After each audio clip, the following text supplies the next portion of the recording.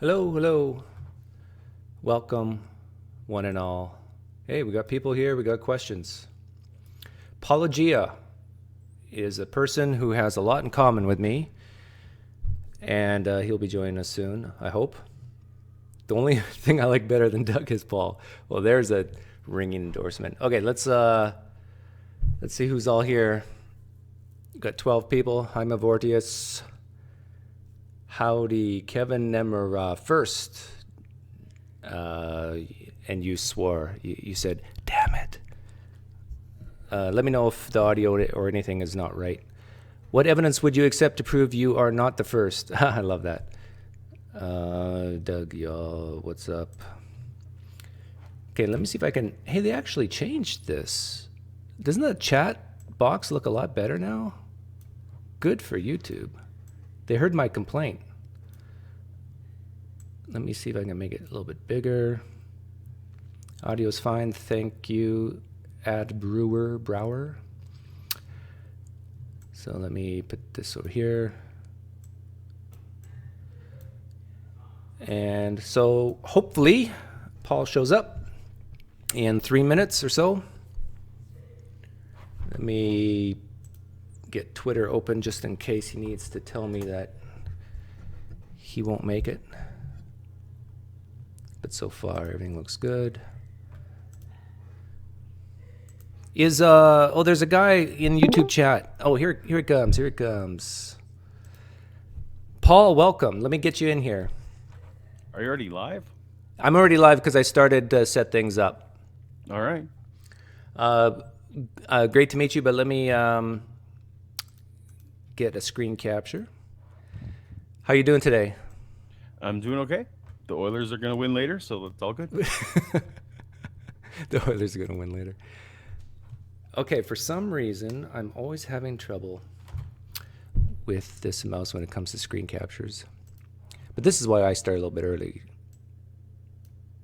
That didn't work. So who are they playing today? The Oilers? They are continuing to play the Ducks, so we're in the playoffs, which means they keep playing the same teams over and over. Oh yes. Man, see, this is why I got kicked out of Canada, Paul. Like in the middle of the night, the Canadian Mounties, they got on their horses and they trotted over to my parents' house. They knocked on the door and I said, "We've heard your son doesn't play hockey, nor does he skate. We're going to have to ask your son to move, flee the country." So that's how I ended up in Arizona. Rightfully so. Rightfully so. You're a little bit quiet to me. Okay. See if you can bump up the volume a little bit. Let me, we'll go to my settings.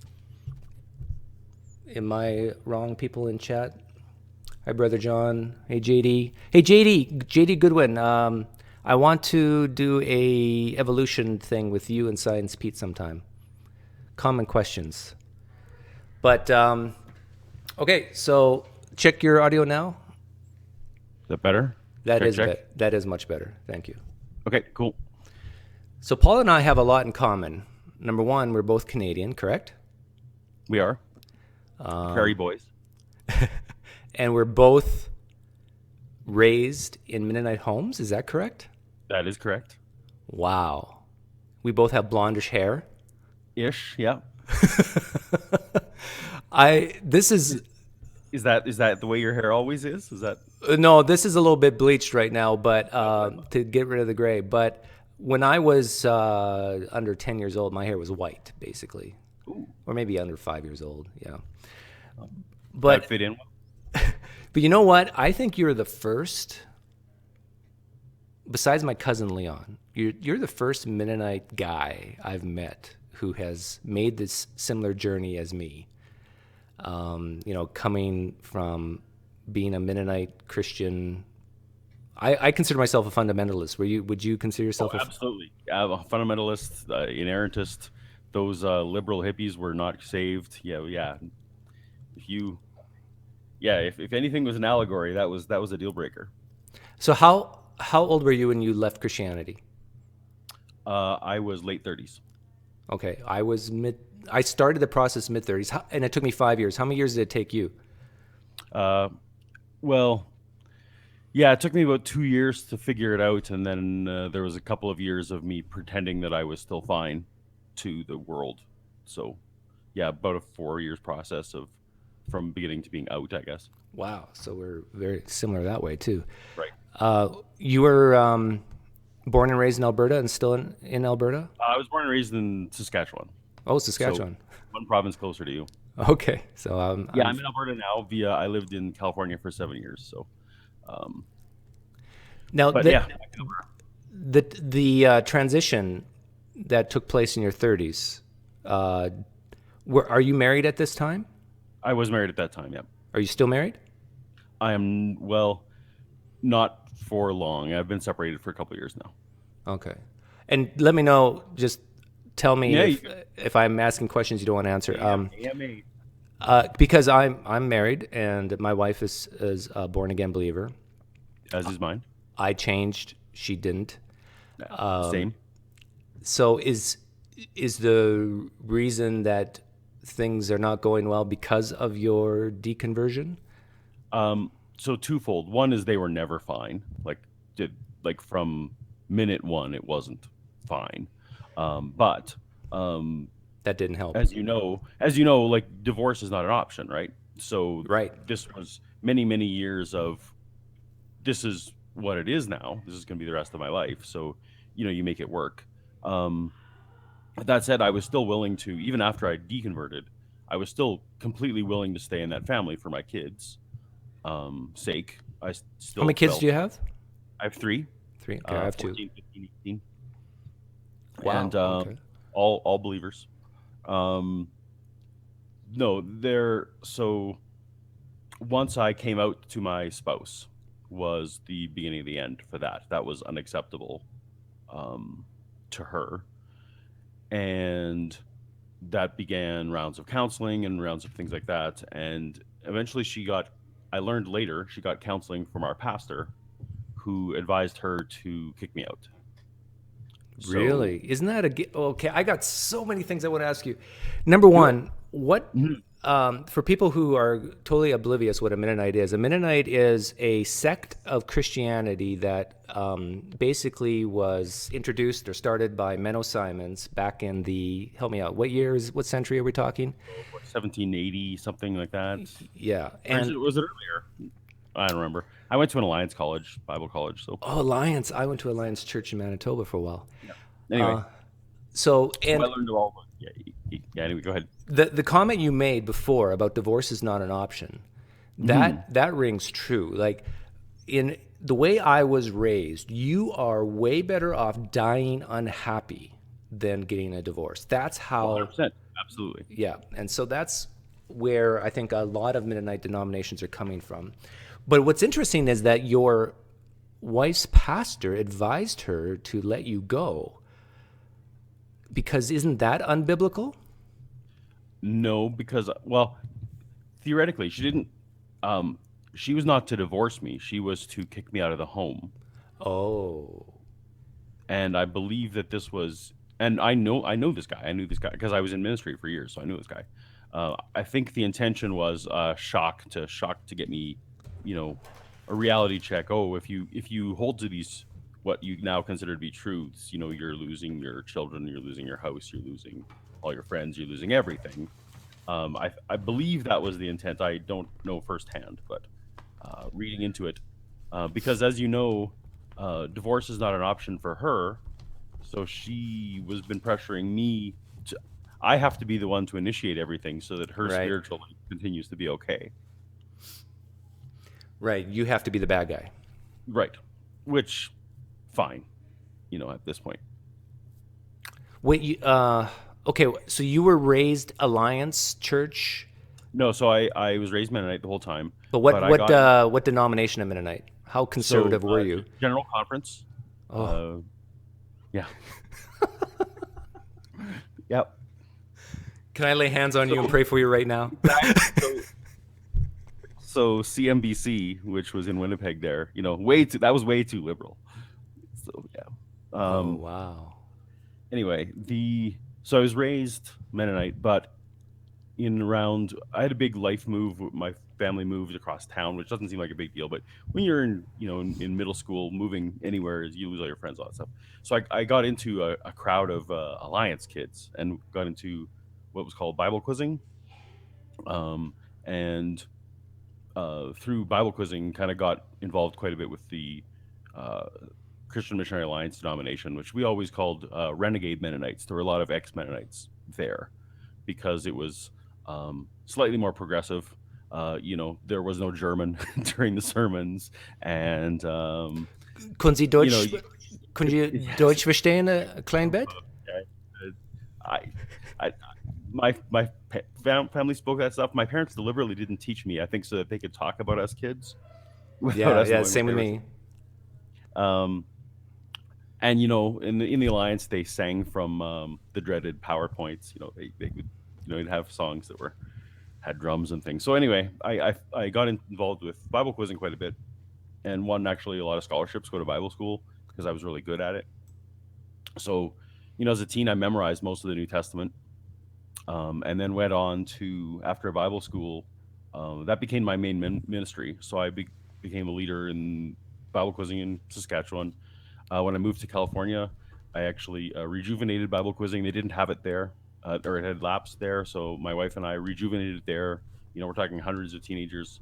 And then when I came back to Alberta, again, so a lot of guilt for me because I've uh, spent so many years making teens memorize these words. But I hear you. I have a lot of regrets as well. I'm getting a little bit of an echo. Not sure why. okay, um, I Okay, also but have a dog chewing a bone. I'm sorry. and again, I'm so interested in your life because it's so much like mine that it sounds like.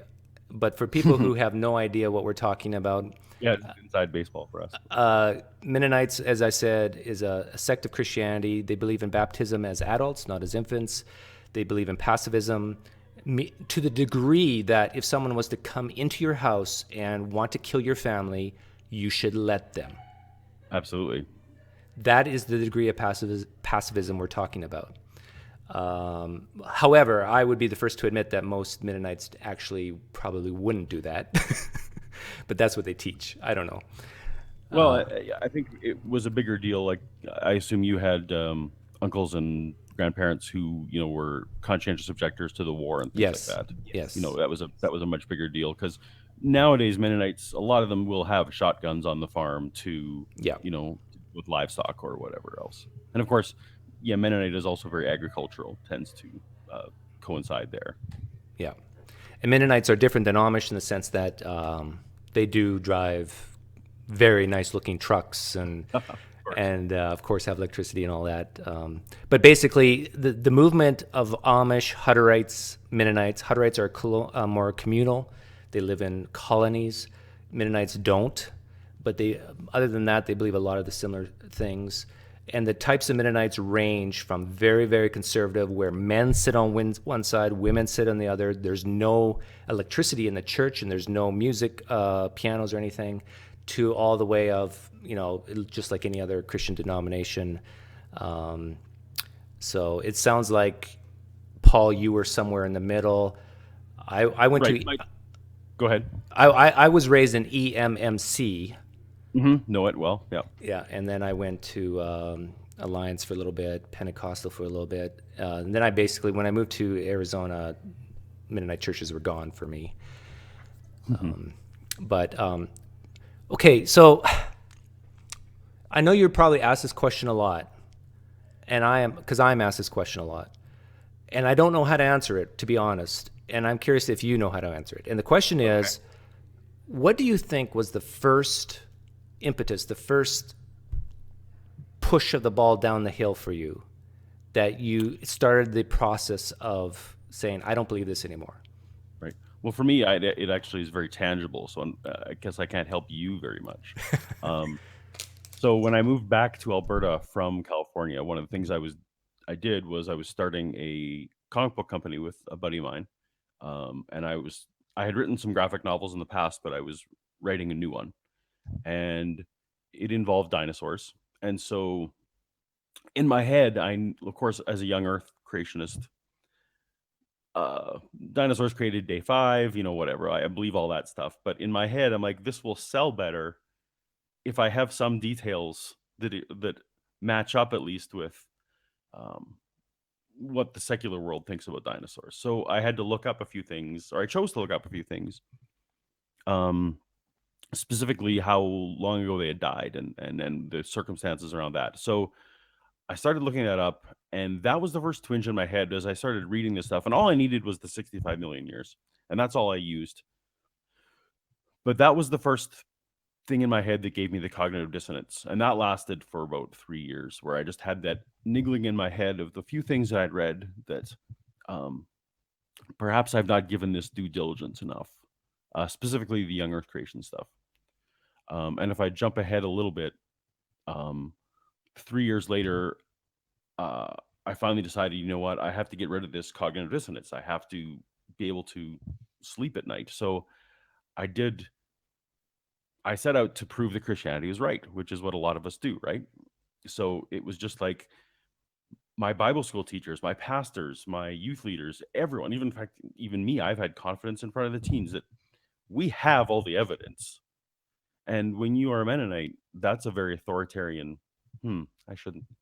Mennonite specifically isn't authoritarian, but Christianity is very authoritarian. And so if authorities are telling you the same thing over and over again, you just kind of, we must have the evidence. They just didn't bother to present it on Sunday morning. So I set out to prove it was right, and specifically young Earth creationism, that was right. And obviously that fell apart quickly. So we can talk more about that. Or that was a long answer to your question, but for me, I know the moment. It was the moment I looked up 65 million years, and that put an earworm in me. Now, but what is it about you, Paul, and me? Because a lot of Christians, Mennonites or whatever Christians, will have the same questions, the same. They'll see the 65 million years for a dinosaur, but they don't do what you did. And the question I always have is, what is going on? Like, are we freaks of nature, Paul, that we can be indoctrinated so strongly and break free from it?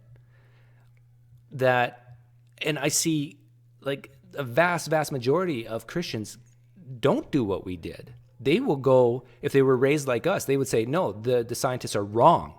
God is right, scientists wrong. And then there's other Christians who will just say, well, no, this can be consolidated. It's no problem. Like, don't worry about it. Well, what I see though, I kind of feel like it's because I was indoctrinated so strongly that it shattered. I didn't become a theistic evolutionist.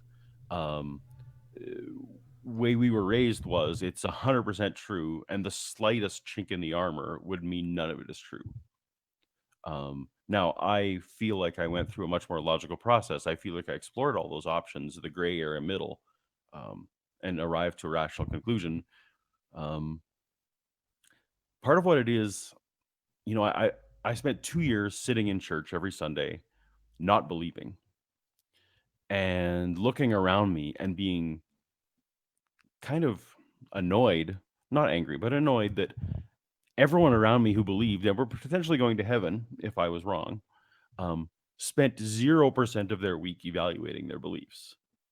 All they wanted to do was arrive there, show up, and have someone from the pulpit listen to some good music, and have someone from the pulpit tell them that what they believed was right, and give them a few things that they should do that week, and then it was done. I think everyone's busy and no one wants to actually evaluate. And we were just taught to be, as I think I said, listen to authorities. And when you indoctrinate that authoritarianism, I don't know. It's easy then to just come up with all those other dismissals, and you kind of trust the people as opposed to trusting the information. At least, Yeah. Well, that's why there is an industry called apologetics. I think a lot of Christians would say to you right now, Paul, I've done the research. Like, I have had the questions you had, Paul. And what you did was a huge mistake, just giving it all up. We agree, Paul, that you were, sort of indoctrinated into this conservative type church, and it was probably very legalistic, and they probably hurt you, Paul. But when you really look at the evidence, Paul, you'll see that it's true. And so this is, I hear this all the time. Of course, of course.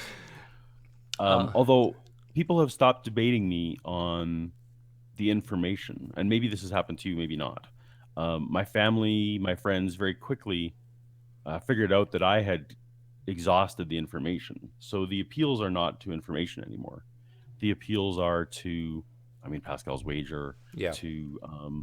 but then to obviously the consequentialism, and wow, I lost my train of thought there. But instead they're praying for me. Instead they want to, okay, obviously they always go to the argument, you just want to sin or you just want to whatever. And so my answer is always, yeah, I keep forgetting I need to put more sinning on my list, my life. I really should, But I hear what you're saying about family and friends stop talking to you after a while because they know you, they know what you know. Right. For example, my cousin, first cousin, I asked to come on live stream with me and talk, and he's in the missions field or ministry type thing, and cricket, silence. He doesn't want to do it because he knows I know the scriptures. I know, like, he can't say anything to me about his belief system that I don't already know. Does it really, how much does it bother you when you have theists assume that you just are missing a few nuggets of knowledge? Have you learned to keep your patience on that? Because my guess is, I can say with a high degree of confidence, you know more about the Bible than probably 95% of Christians.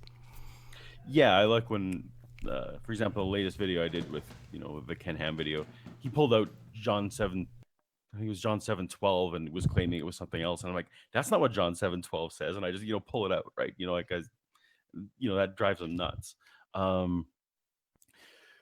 Does it bother me? No, because I'm like you, I call myself an agnostic atheist. And there is part of me that would love to discover the thing that I'm missing. Part of me,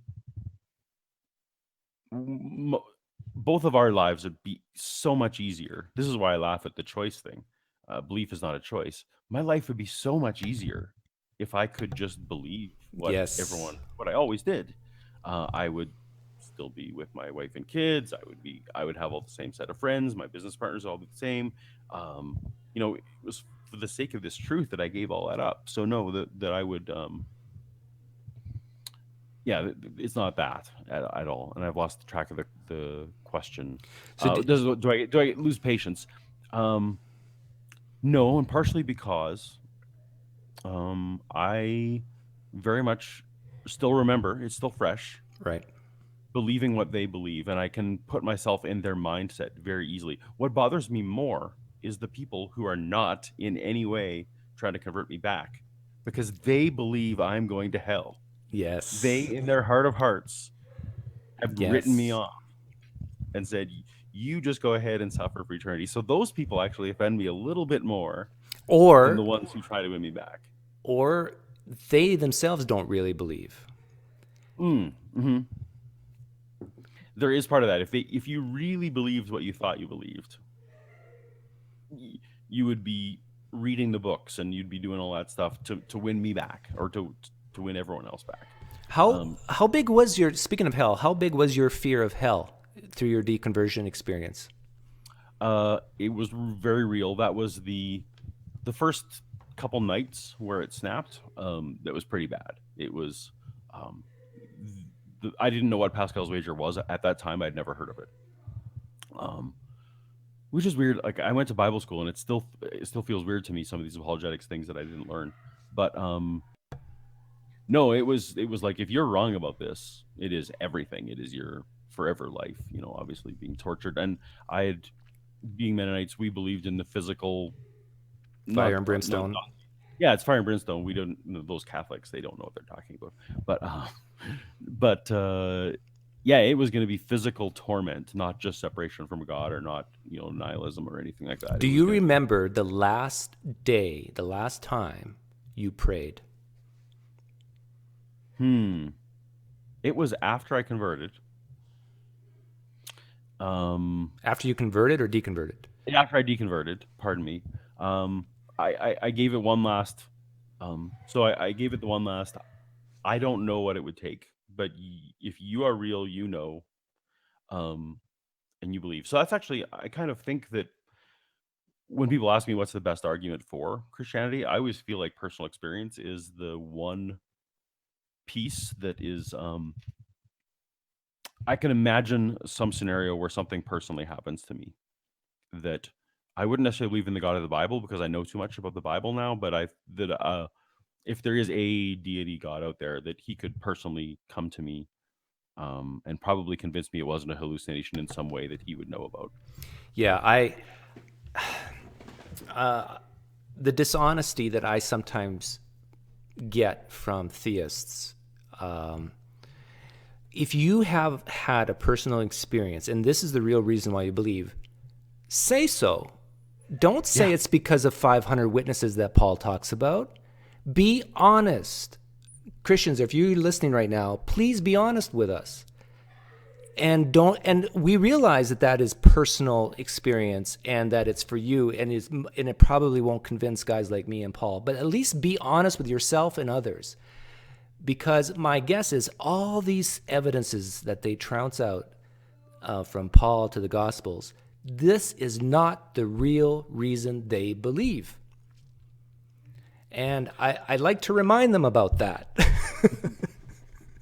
And unfortunately, so there's those, and those are the ones who evangelize and will continue to talk to me. And then there's all the pew sitters who believe only because it's pattern, it's repetition, it's indoctrination. Like it doesn't affect their day-to-day life even. I mean, they're praying before meals and all that kind of weird stuff. But a lot of them have given zero consideration, even with the personal experience. It's weird to me. Like, I had several altar call experiences. I'm sure you did a few of those. Yeah.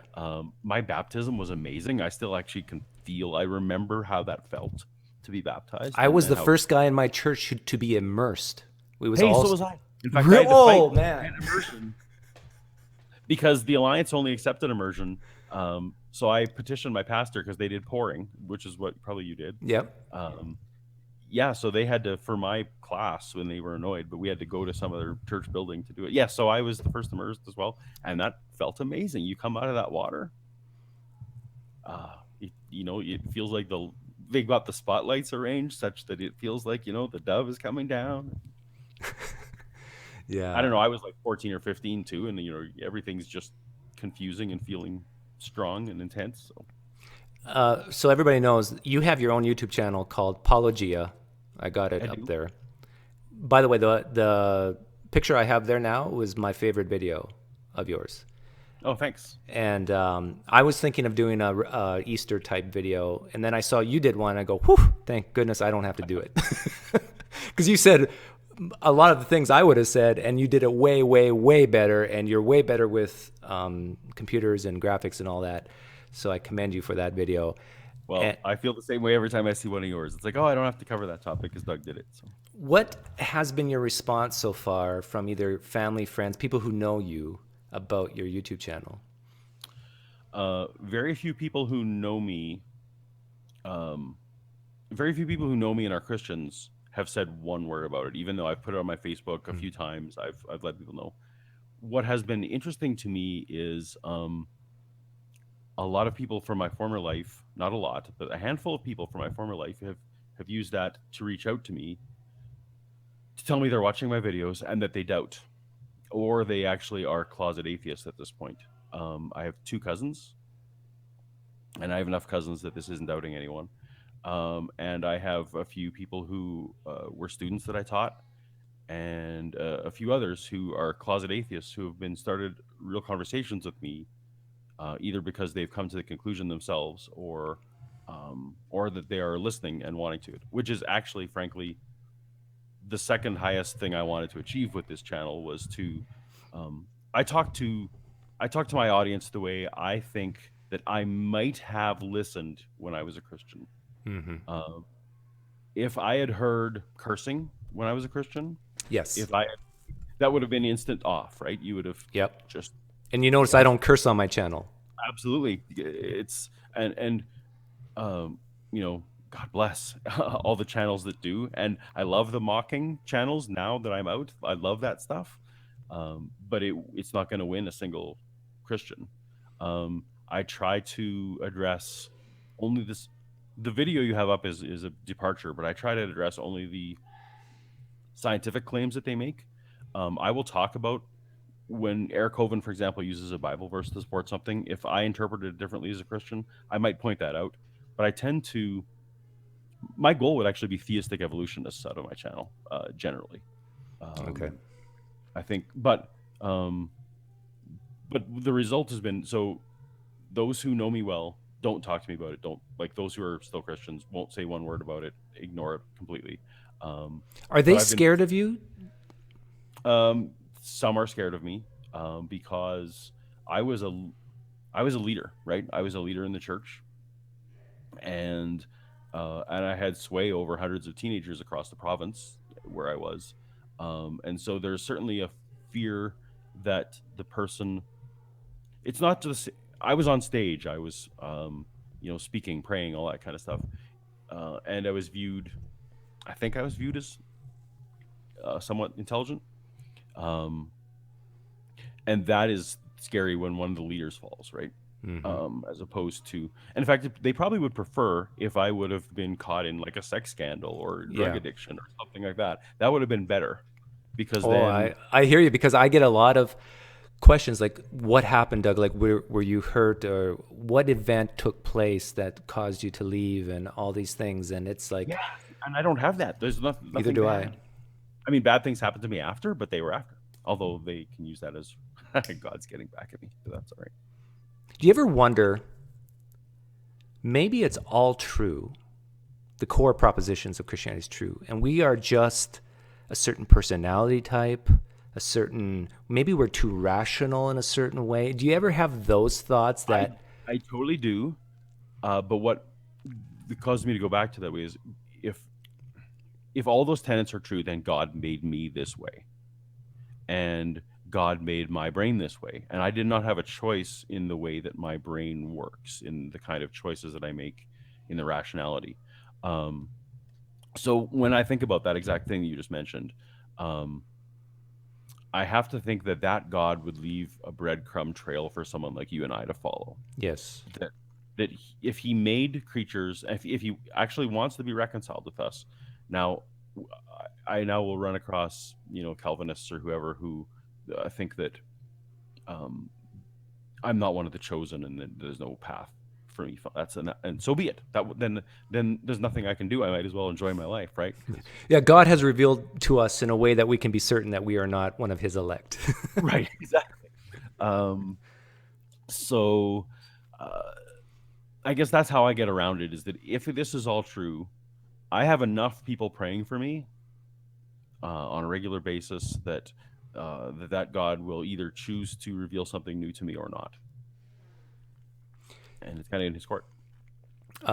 You brought up hell before, and or I brought up hell, and you answered Sure. that it was a real fear for you. Hmm. It was a fear for me, but I wouldn't say it was huge. And I start to wonder, maybe I wonder how many people would look at the Bible differently if their fear of hell were to subside. Like, how much of an impact is this fear really? And I think it is pretty high. What do you I, think? I think it's huge because there's obviously the carrot and the stick, and I don't think the carrot of heaven is enough. No. I don't think heaven is described well enough, that it is appealing enough, that Christianity could thrive on that alone. If the Bible was nihilistic, and if it said if you're not a Christian, you just evaporate, you just go into nothing when you die, I don't think they'd have as many adherents by any stretch, because um, no, it's that fear of hell. It's the and when you asked me, I remember now what I was going to answer. When you asked me what bothers me about hell, it's more that my three kids think that I am going to hell. How old are your That kids? bothers me more. They're 14, 15, and 18. Yeah. So they relate to me on a different level now. It's more standoffish, and part of it is definitely, dad's going to hell.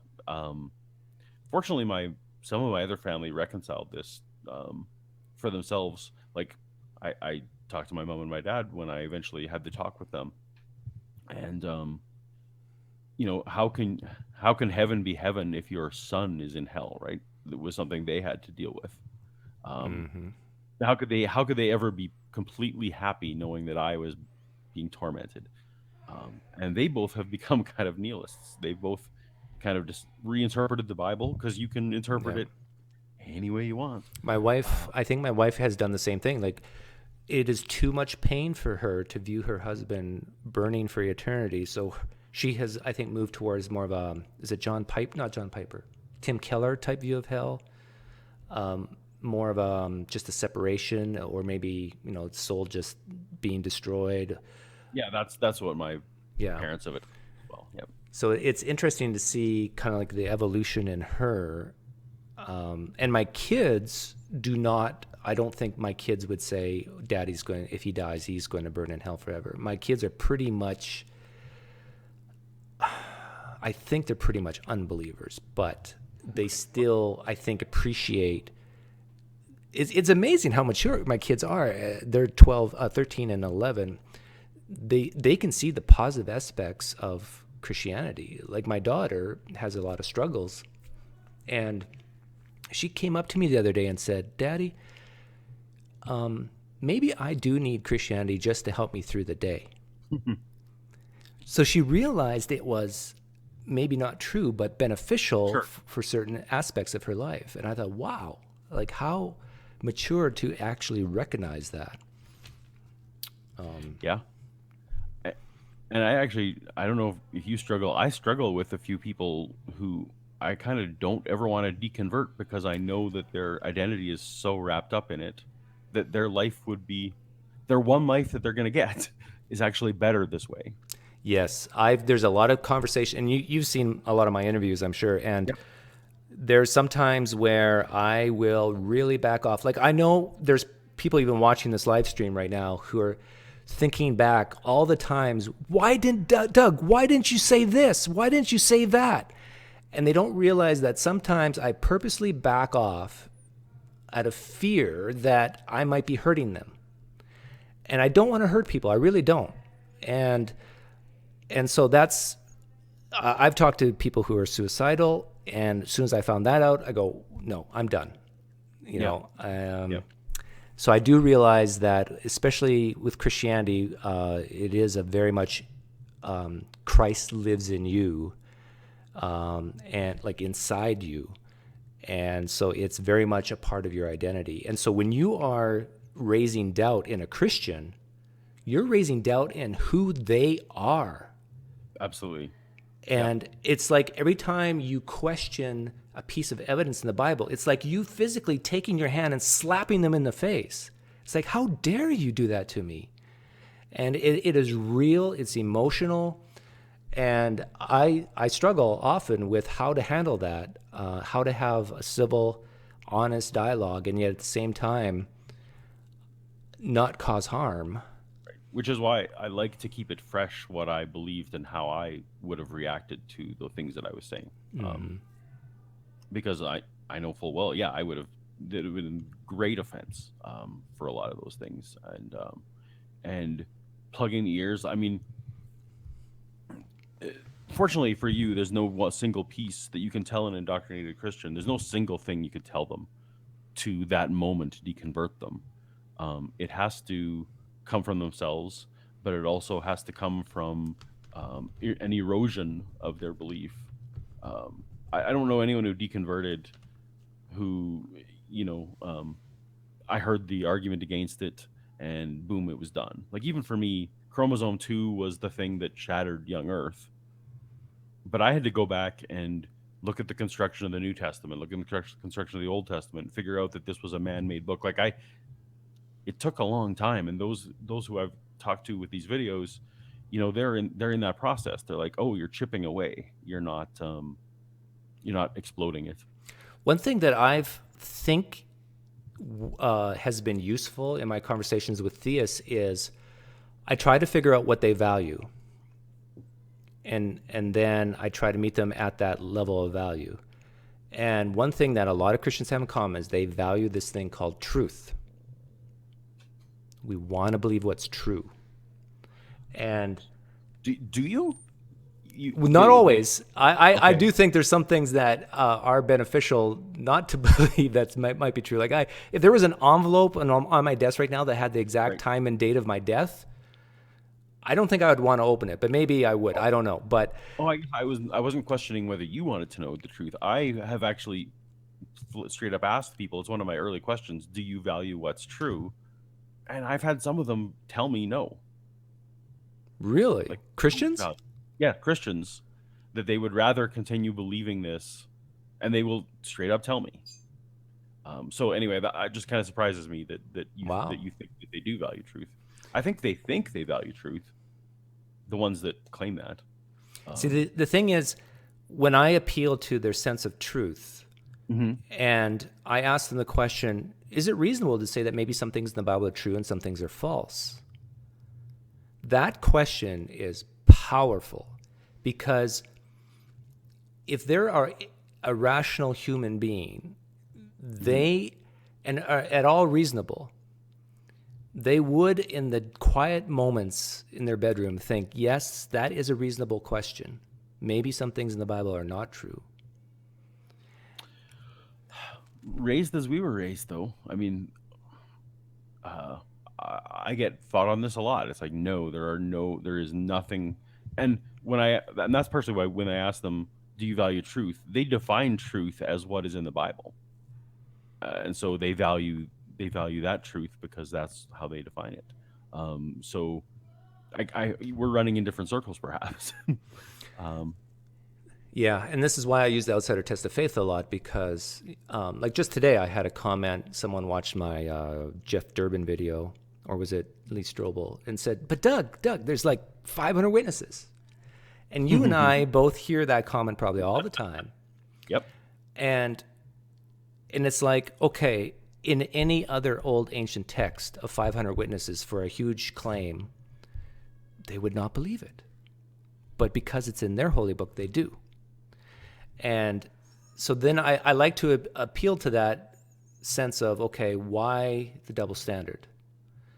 And can you put yourself in the shoes of someone who wasn't raised like you, doesn't believe what you believe, and see their perspective? And when I'm asked the question, like, what pushed the ball down the hill for me for my deconversion, it's being able to almost step outside yourself and view your belief system from a third-party vantage point and say, okay, why does Paul believe what he believes? Let's understand his perspective from an outside perspective.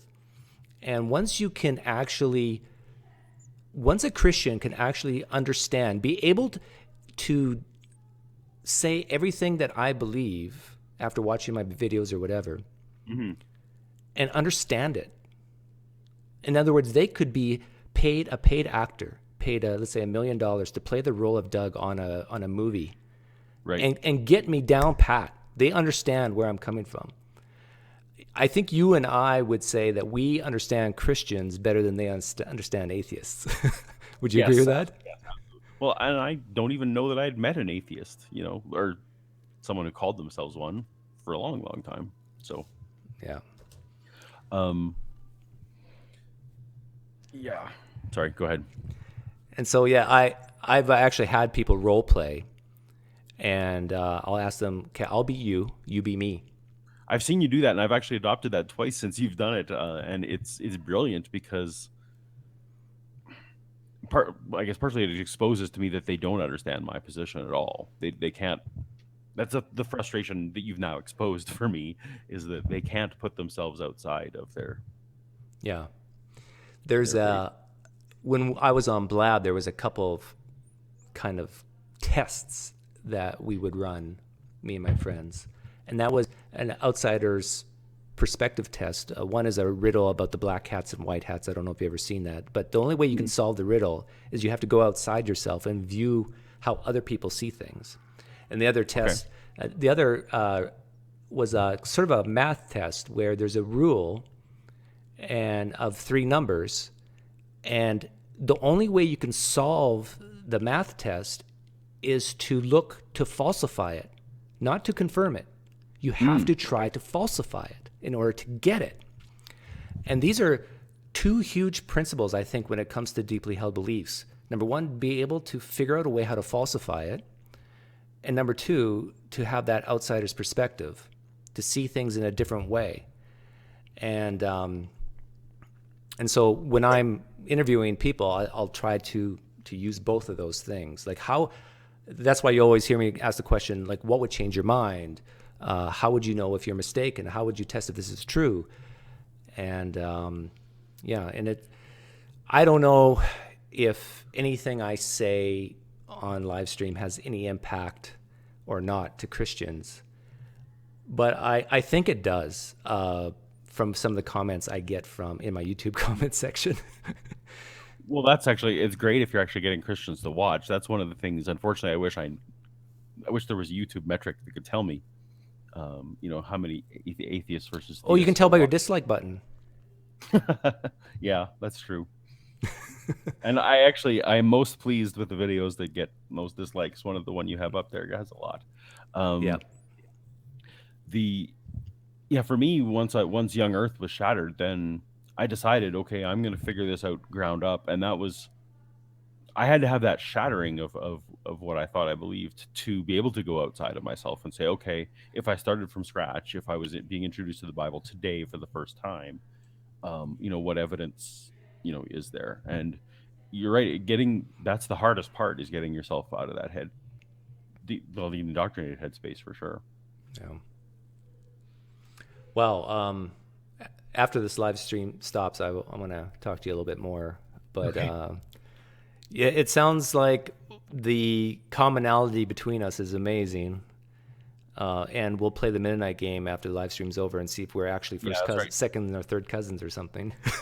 Yeah, it's got to be that close. Yeah. So you had how many years of Bible school? I went to only 1 year of Bible school. Okay. I went in fully accepting that God might call me to stay there. But after one semester, I decided that in my head, I was supposed to go and use my skills in the secular world and be an evangelist there. And I went and did that. But as a result, my marks were great. I was very passionate about it and treated it much more seriously than most freshmen did. So they actually let me take fourth year in seminary courses my second term. I was there on full scholarship. They let me just, go and do that. So I delved in as deep as I could. And so even in that 1 year, I feel like I got kind of the whole course. But part of my anger is towards those professors who must know. They know some of the things that they didn't tell us. So some of the things I get angry about is, I was never really taught how the Bible was constructed and which books were included and which ones are not and why, and the outside sources, all those kind of things. Like, they did not properly teach me that the other gospels were based off of Mark, for example. And you intellectually know that, okay, it wasn't Matthew, Mark, and Luke and John, but, we don't have that evidence, but it's what the church tradition says, so we'll follow it. Or that the disciples were all killed. Well, church tradition is good enough, and this is part of the reason why my why I don't go to church series. I love it. It's my favorite. This is part of what you're describing is why I do it, because not all pastors, but I think a lot of pastors know the stuff that we're talking about, some of the problems in Scripture, and especially the apologists, and they are not telling their Christian followers the truth always, not the whole truth. Not the whole truth. I'll take back. They do believe they're telling the truth, but the things that may cause their fellow Christians to doubt, they're holding back. They're not saying that a lot of what Mark has said may conflict with what Matthew says. That there's different purposes, and that Matthew and Luke probably had Mark open when they wrote it. that these are not eyewitness accounts. They never claim to be. They're not written in the first person. All these things, and even Paul, like there's Right. a First and Second Timothy probably weren't written by Paul. Like it's just if they've gone to seminary. Oh, yeah. and especially the apologists and the professors who have studied Hebrew, they know that going from Hebrew to English, there's a lot of flexibility there. There's a lot of, Of course. in fact, the whole concept of having the Bible online has, I think, caused a lot of doubt in Christians, because you can very quickly bring up all the English translations of a particular verse and see how it has evolved. Like, it has changed over the decades. And Well, and go ahead. yeah, all you have to think about, if you even think about English, you would know that. But yeah, they don't. Pastors don't bring this up. It's not the feel good stuff. It doesn't get money in the plate. It doesn't do any of those things. So There was I just had an interview with Mike Winger on homosexuality, and saw it. towards the end, for him, he says it's the prophecies that makes him believe what he believes. And the prophecies for me were interesting because that still kind of niggled me a little bit until I figured out, of course, that it was weird. I worked in the movie industry. Writing a sequel, you have perfect knowledge of the original, so you can write the sequel however you want, if you're good at it. But my favorite thing, I discovered a couple of Jewish channels. There were anti-Christian Jewish channels, rabbis who hold perfectly to the Torah, that it's inerrant, but explaining why the prophecies that Christians make are completely fallacious. Yeah. So that's kind of my go-to when I need to research a video. Is Well, I go to mentioned the that proofs. to Mike Winger. That I said, look, there's rabbis who don't see the prophecies like you do. Why is that? What are they missing? Why are they wrong and you are right? And I brought up Tovia Singer. He's a sort of an up and coming rabbi on YouTube, and he will tell you that that even the English translations change few words here and there over the past centuries to make Jesus look more like the Messiah. Right. And but here's one thing that you can use, and I don't know if you've ever heard me or him say that. The Pascal's wager thing. Like a lot of Christians would say, Paul, Doug, you're risking your eternal life on this disbelief you have. Mm-hmm. But you and I could say back to them, so are you. Because if the Orthodox Jews are right, you guys, you Christians, are way worse than Paul and me. Right, because you've made an idol. You are idolaters. You got Christians, listen to me. You're taking a huge risk. You're risking your eternal salvation. If there's this concept of hell, you're risking it all that the New Testament is correct and the Jews got it wrong. You can still believe in Yahweh. You can still believe in that God. But let's turn Pascal's wager right back on you. You better hope you're right, because if you're risking it all here, that I like that. I like that a lot, because when you say, do you reject the Hindu gods and you reject all those? Well, of course I reject the Mormon God. That's ridiculous because their story's weird. No, I like the Jewish one because they all accept Judaism. yes, they believe the Old Testament's true. Mm-hmm. And so they just gotta hope that all the Jews that read and write fluent Hebrew just got it wrong. I like it. I am going to use that. That's awesome. But anyhow, I'm going to try to keep this one a little shorter. Yeah, we'll start. No worries. But yeah, this has been great. We'll just start our Mutual Admiration Society. You and I are the same person in a way, but are you? Is this the first time you've done live stream and people have seen your face? that is the first time. Yeah, normally Wow. that's my cartoon face.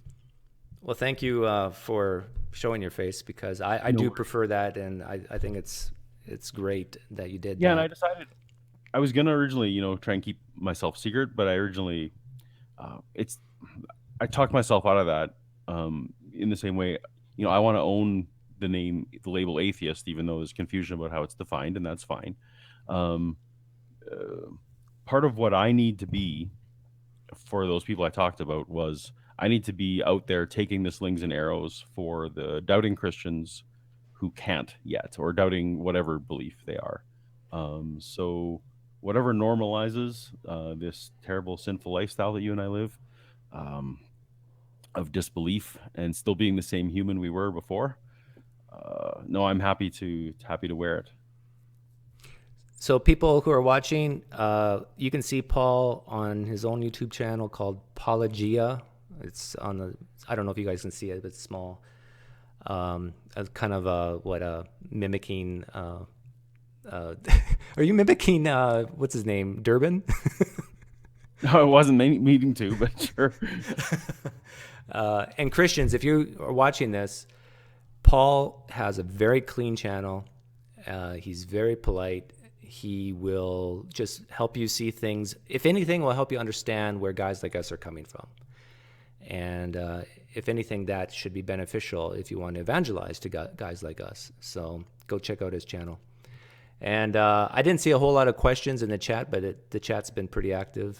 And we've had like over 40 at one point watching. So hopefully you get Cool.